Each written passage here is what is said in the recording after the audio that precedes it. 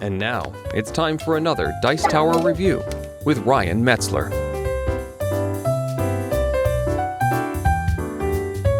Hey everyone, it's Ryan Metzler again, and today we're going to take a look at another abstract game. This time we're going to take a look at a game from the Gipf series, and it's going to be the namesake for the series, Gipf.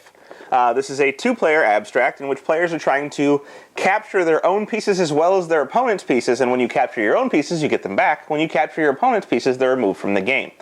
So real quick, we'll see what you get inside of this box and how the game plays, and then we'll come back here and we'll get my final opinions on Gipf.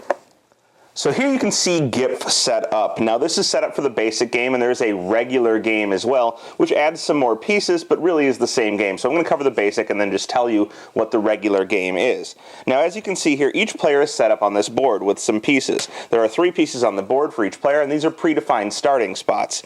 Each player will also have 12 pieces in their reserve. And the idea of the game is to be the last player left with a reserve, or of course to exhaust your opponent's reserve, being the same thing. Now you're going to do this by either trying to get them to keep all of their pieces out on the board and having nothing left to place, or by capturing a bunch of their pieces so of course they don't have them in their reserve and thus won't be able to play them out to the board. So on your turn you're basically going to make one move, and the way you make a move is that you're going to take one of your pieces and you're going to set it on one of these 24 dots on the outside of the board. When you do this, you're basically setting up the starting position for where you're going to place the piece. Pieces will never end on these dots, but once you place it, you have to slide the piece in either of the directions along the line to fill one of the 37 spaces that are inside this grid here, made up by these little triangles. So you'll see there's all kinds of different spaces, but you're going to slide it to the first available empty space. Now, that's one option. The other option is you can place a piece, and when you slide it, it will slide and push another piece. Now, if there's a piece behind that piece, for example, if white had a piece here, then you would push this, it would slide this one, which would slide there, and then that would slide there, and that's going to be the new board position. So everything will slide one space when you push something, and it has something behind it, which is going to create shifting board scenarios as you place more pieces out onto the board.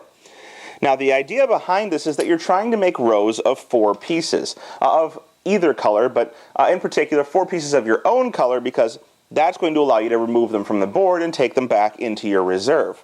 When you do this, for example, let's say somehow we ended up with white having this situation here. Something crazy happened, and maybe black pushed white in like this. I don't know why they do that, but maybe it happened. And black and white would have varying amounts of pieces on the board, but somehow this row of 4 happened.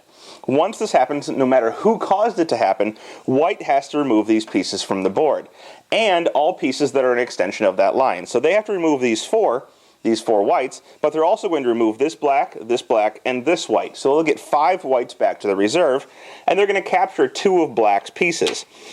So black is going to lose 2 pieces permanently, and white's going to get 5 back that they can later place back out on the board. Now, of course, the moves I made weren't legal there. You'd have to be sliding things in from the sides, paying attention to how moving different things and shifting them on the board will work, because you never just place a piece in the center like this. It always slides in from a side and eventually gets pushed further into the board by other pieces that are placed to push it around the board.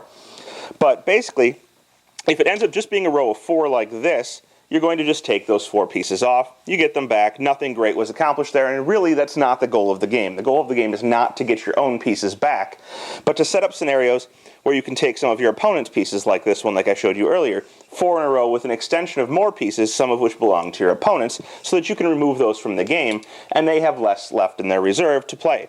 Because if on your turn you cannot play a piece, then you lose the game. And you always have to play a piece from your reserve to one of the dots and push it inwards, trying to create scenarios where you're making those rows, either forcing your opponent to make a row and remove their pieces from the board without taking your pieces, or setting up a scenario where you can line up your pieces to take some of theirs. So that's the basic game. And as I said, whoever ends up in a scenario first where they cannot place a piece is going to lose the game. Now, the basic game, that's the basic game, but the advanced game, or the regular game, I guess they call it, starts out in much the same way, but each player has 3 more pieces that they add to their supply. And these pieces are going to, instead of being placed in your reserve, are going to basically double stack the ones that are in here, and these are called Gipf pieces. They're just a special 2-stack piece. It only counts as 1 piece. It really has no difference in terms of function in the game, but each player has 3 of these to start the game. And now there are 2 ways to win. Either you can make it so your opponent can't place another piece from their reserve, or you can remove all 3 of their Gipf pieces from the game, and once they don't have any Gipf pieces left on the board, they will lose. So it's going to work much the same way. You're going to be trying to make those rows of 4 like I showed you before, but if you ever make a row of 4, you have the choice of whether or not to take your Gipf piece or your opponent's Gipf piece off of the board. Now, most of the time, this is going to mean that if you make this row of 4, you're going to choose to take these 3 pieces and leave this Gipf piece on the board, because why would you want to remove your own Gipf piece? But it's also going to mean that in situations where you have a row of 4 with your opponent's Gipf piece on the board, you're likely going to take these 3 pieces, leave your own Gipf piece, but remove theirs because you want to get rid of all 3 of their Gipf pieces. So, in theory, the idea here is to do the same thing, leave your own Gipf pieces on the board, although there will be times when it might be advantageous to take them off if your opponent can use that piece to make another bad scenario for you. But in order to take your own pieces off, leave your own Gipf pieces and take theirs off of the board. And still, whoever first loses all 3 of their Gipf pieces or is unable to place a piece from the reserve by putting it on one of these spots and sliding it in will be the loser.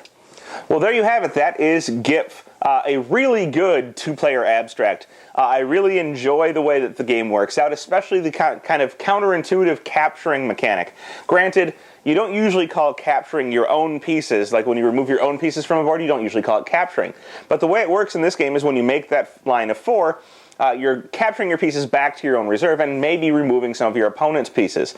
So there's this kind of incentive to keep pieces on the board to set up great capture mechanics, but also the incentive to remove pieces from the board to get them back into your supply and remove your opponent's pieces from the board so that they can't win or they can't play and thus will lose the game. So all in all, Gipf is a great game, probably the reason it's the namesake for the series, and hopefully you can all find a copy and try it out. Thanks for watching our review today. For more information about board games, as well as the #1 board game audio podcast, check out Dicetower.com for reviews, interviews, and more. I'm Eric Summerer, and you've been watching The Dice Tower.